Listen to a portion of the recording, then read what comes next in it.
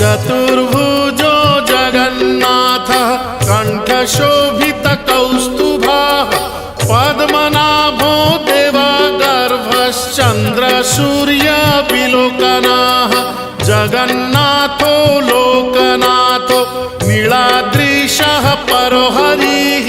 दीनबन्धुर्दया सिन्धुः कृपालुः जनरक्षकः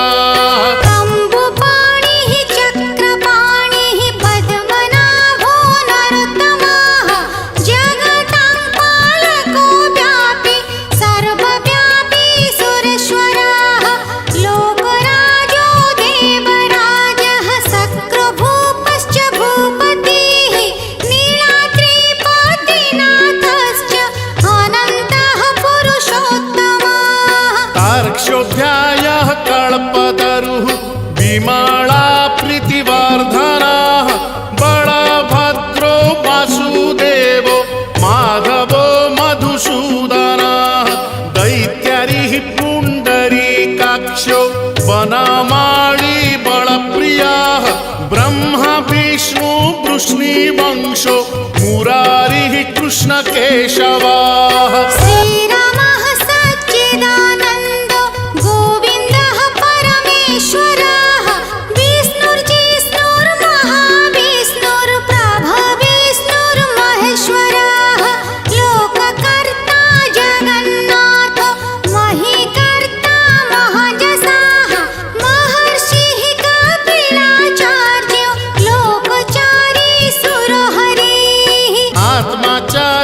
जीवपालश्च शूरः संसारपालकः एकोनेको मम प्रियो ब्रह्मवादी महेश्वरः द्विभुजश्च चतुर्बाहुः शतबाहुः सहस्रकाः पद्मपत्र विशालाक्षः पद्मगर्भ परोहरिः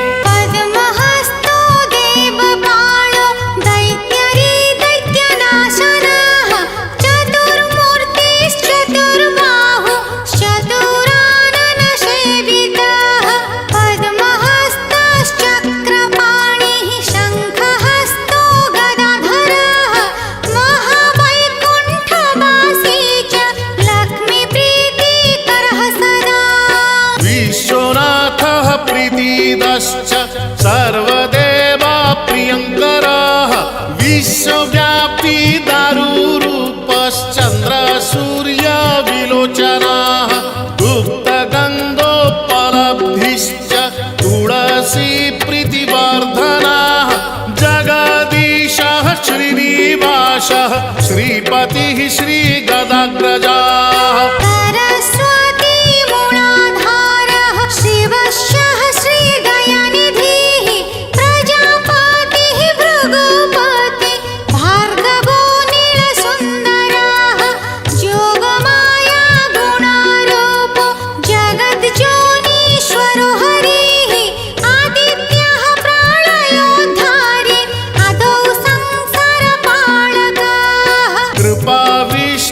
पद्मपाणि रमूर्तिर्जगदाश्रयः पद्मनाभो निराकारः निर्लिप्तः पुरुषोत्तमः कृपाकारः जगद्व्यापी श्रीकरः शङ्खशोभितः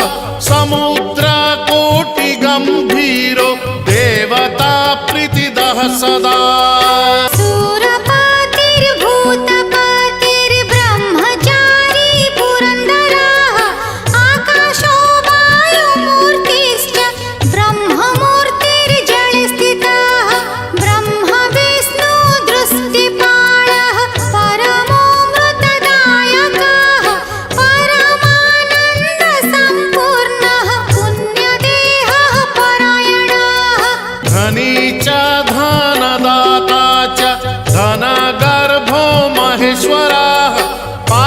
पाणिः सर्वजीवः सर्वसंसाररक्षकः